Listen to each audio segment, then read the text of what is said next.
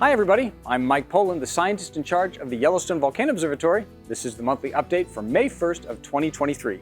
Coming to you from the warehouse at the Cascades Volcano Observatory, where we're getting ready for summer fieldwork, deploying all kinds of new monitoring sites. That will include some work in Yellowstone as well. Now, May is traditionally the start of the field season as snow levels go down, although that might be a problem this year. There is a lot of snow still at Yellowstone from a really extreme winter. But we're hoping to do a lot of work in Yellowstone, like the traditional deployment of semi-permanent GPS stations throughout the park. We do that to densify the GPS network. There'll also be studies throughout the year on hydrothermal explosion craters, where water flashes to steam and creates craters like Mary Bay and Turbot Lake on the north side of Yellowstone Lake, also Pocket Basin in the lower Geyser Basin. We'll be looking at the deposits created by the last big caldera-forming eruption in Yellowstone, the Lava Creek Tuff, which formed 631,000 years ago. And hopefully we'll be installing a new monitoring site in the Norris Geyser Basin. And that's part of the Yellowstone Volcano Observatory monitoring plan. Now, we have the whole region very well covered in terms of low-level seismicity and ground deformation, but we need to do a better job of looking at what's happening in the Geyser Basin specifically. So we'll be installing a new site in Norris Geyser Basin, sort of away from the public areas. We try to be good stewards of the landscape in Yellowstone.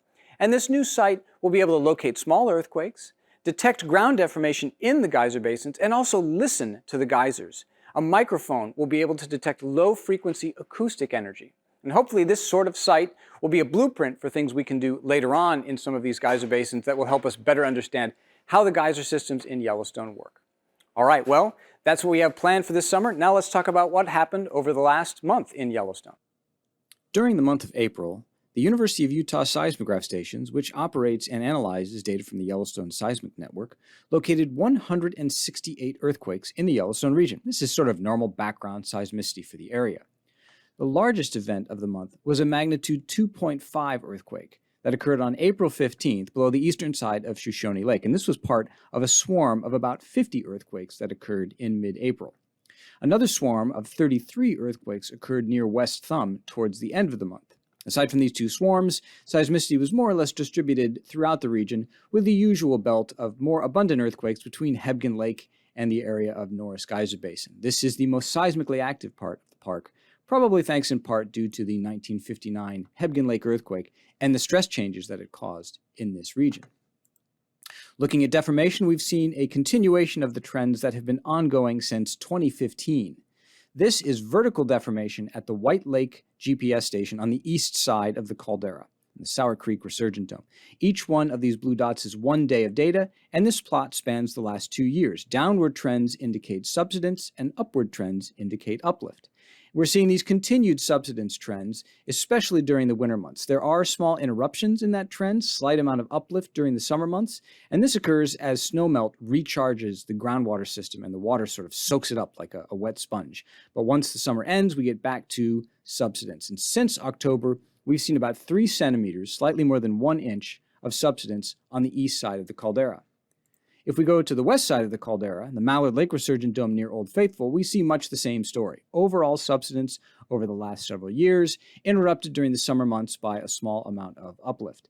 And just like over on the east side, the west side shows about 3 centimeters of subsidence, slightly more than 1 inch since October.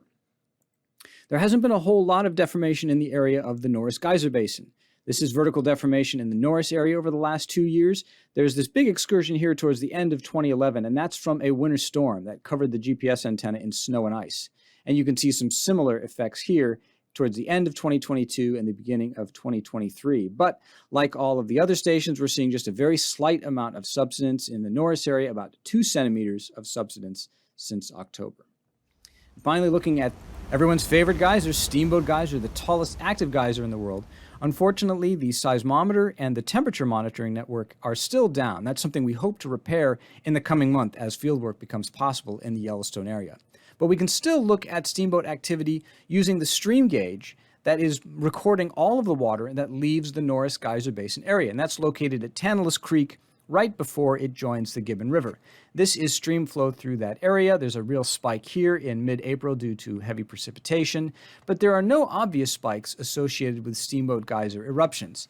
To get an idea of what those look like, let's go back to January, the last 2 confirmed Steamboat eruption. There's one right there in early January, and another one right there in late January. And those sorts of spikes just are nowhere to be seen in this record. So it looks like Steamboat has remained quiet since January, with only 2 eruptions so far in 2023. Well, that does it for the monthly update for May 1st. Now remember, if you have any questions at all, you can feel free to email us anytime. Our address is yvowebteam, all one word, @usgs.gov.